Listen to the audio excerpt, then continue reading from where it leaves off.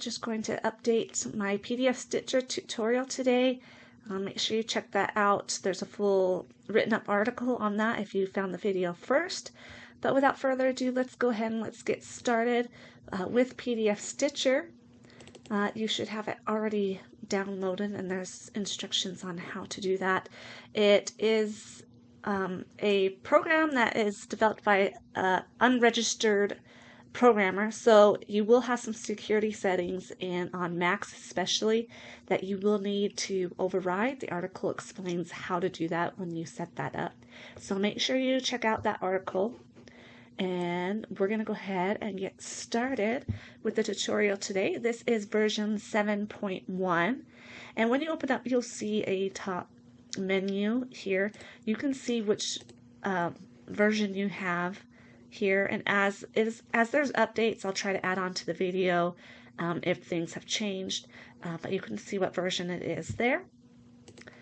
And let's go over this top menu here. So the basic file settings, you can open a pattern from there. You can also do it here where you select input PDF. So there, and same with save, which you can also do as the save output under the options tab.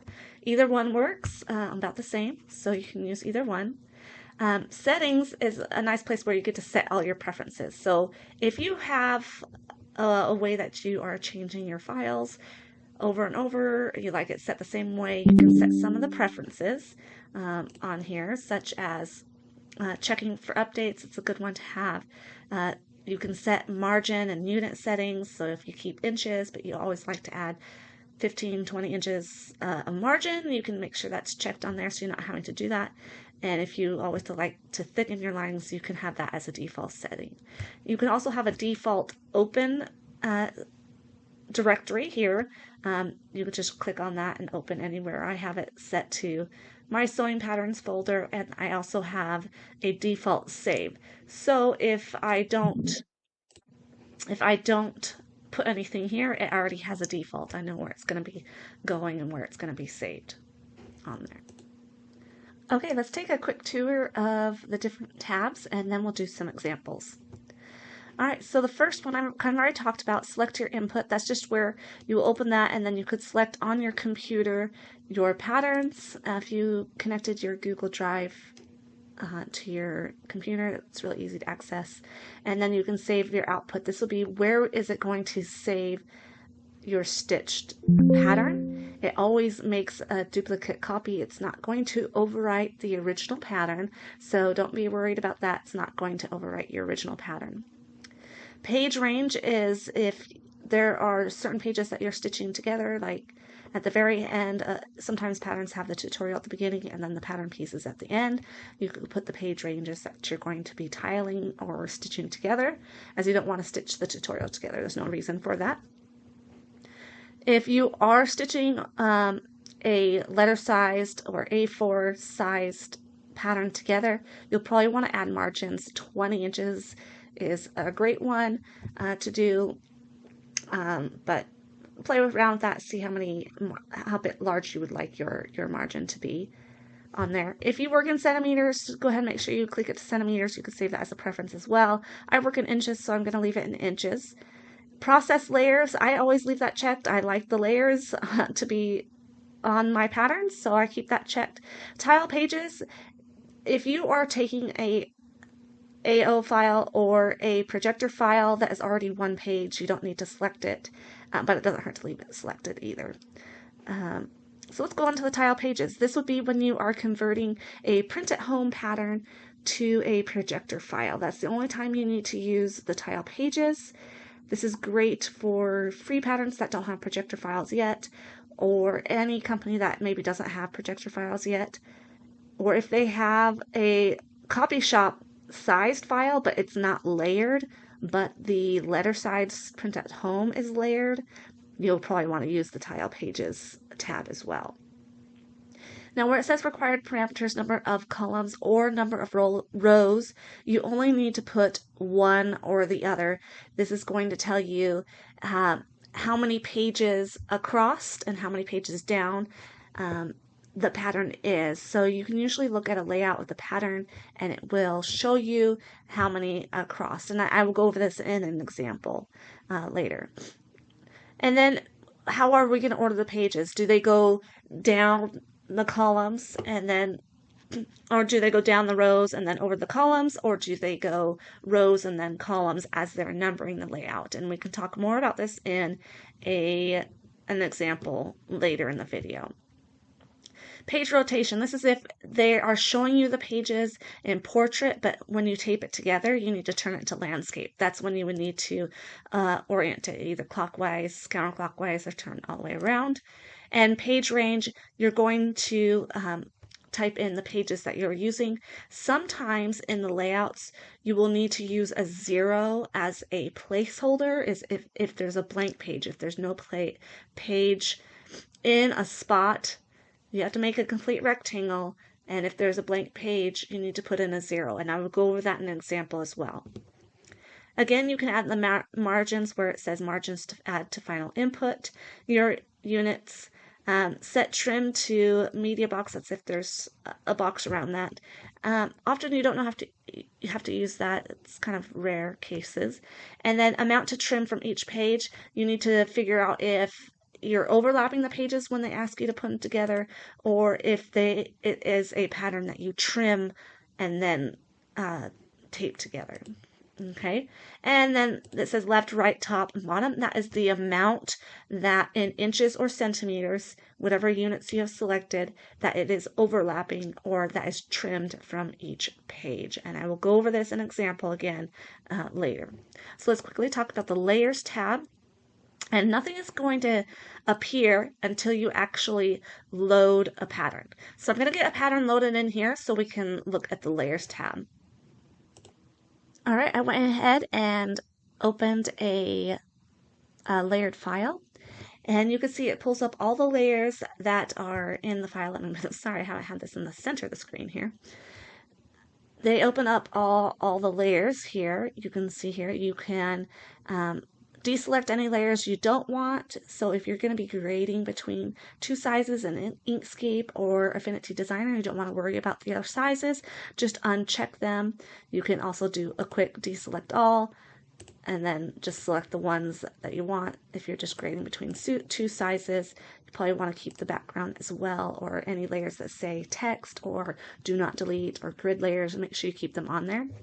You also have a choice to either delete the layers or just hide the layers. Sometimes it's nice just to have them automatically hid on there so you can access them later if you so desire.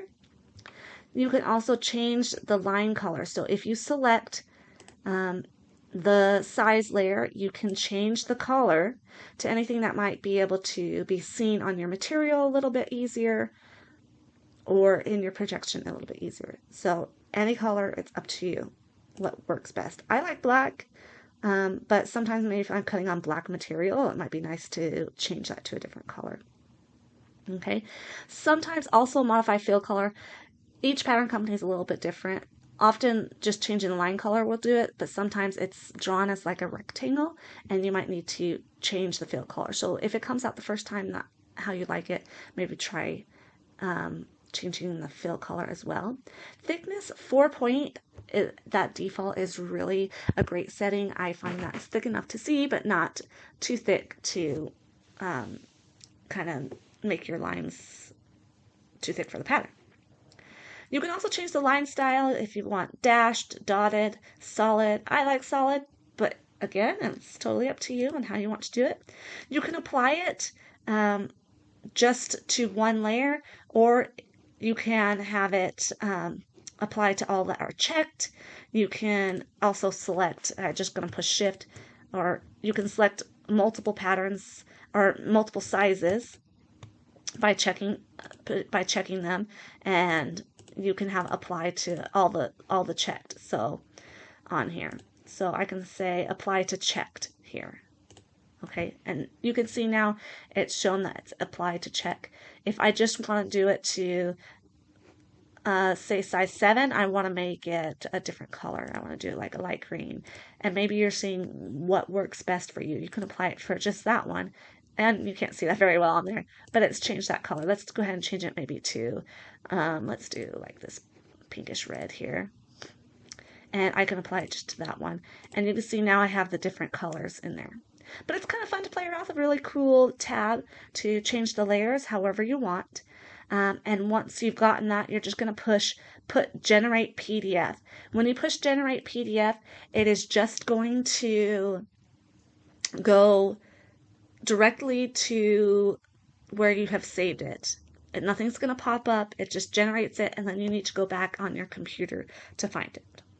Okay, so that's it for the overview of PDF Stitcher version 7.1. Stay tuned for our examples.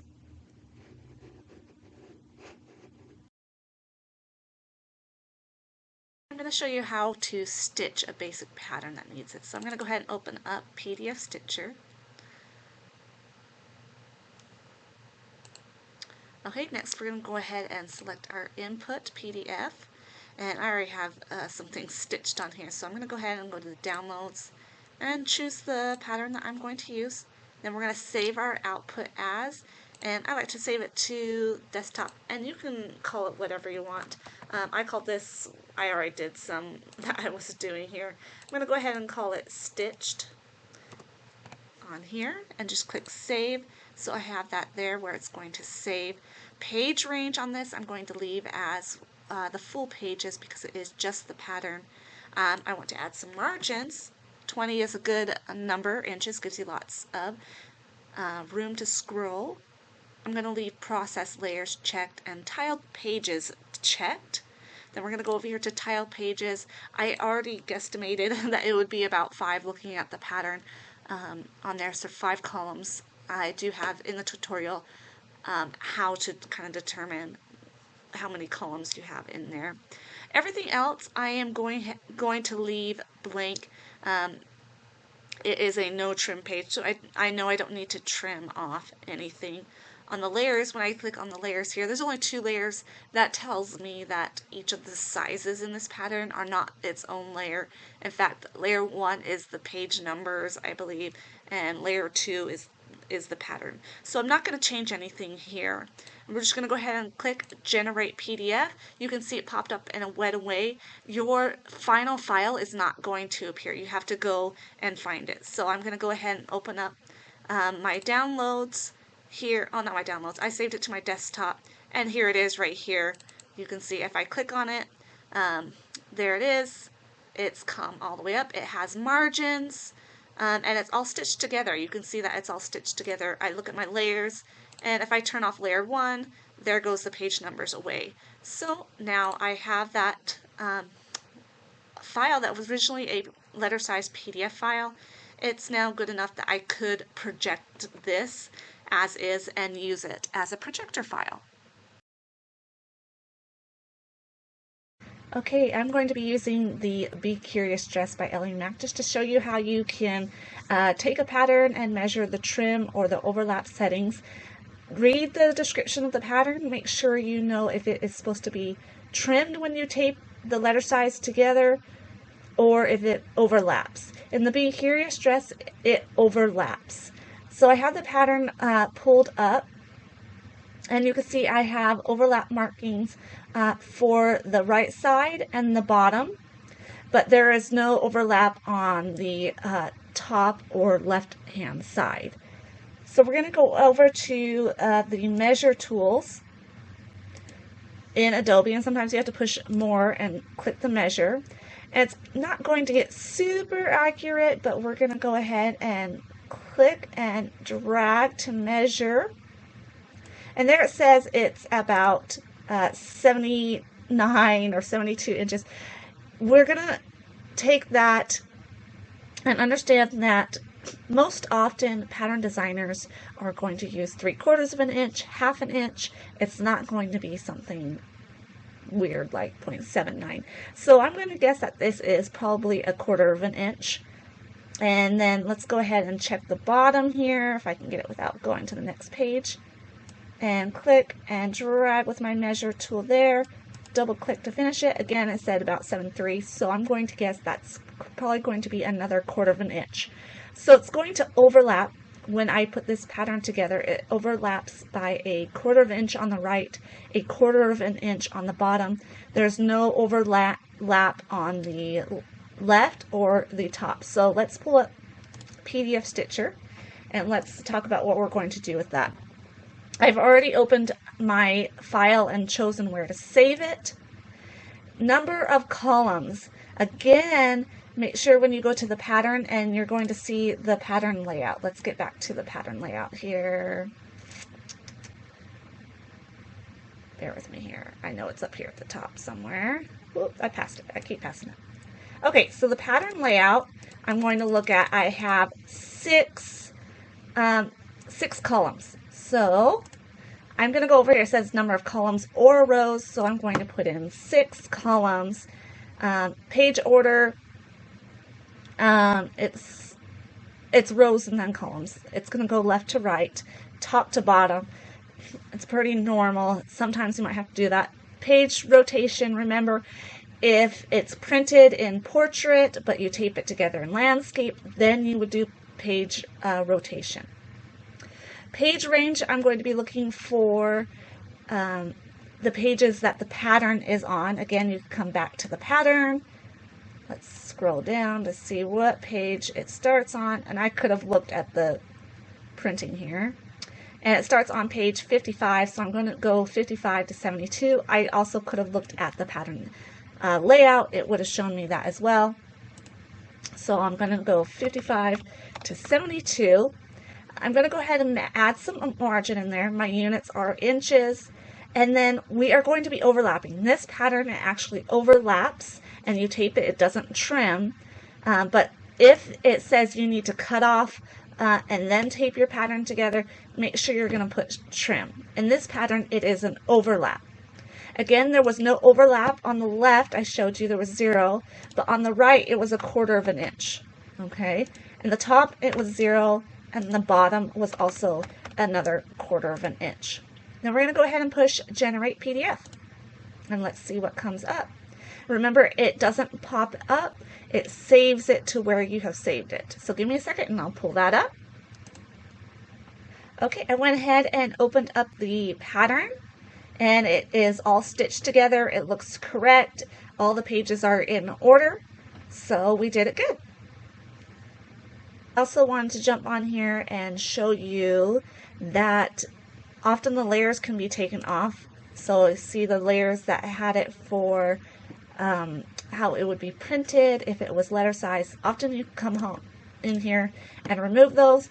Some patterns, unfortunately, it is not created as a layer and it doesn't go away. You can just project it and ignore those lines. Or if you want to use Inkscape or Affinity Designer, you can go in and delete those lines if you would like to. All right, for this next example, I'm going to show you something that's a little bit different than is in the written tutorial. I'm going to go ahead and take a Peppermint Magazine sewing pattern. I grabbed the Westend Jacket.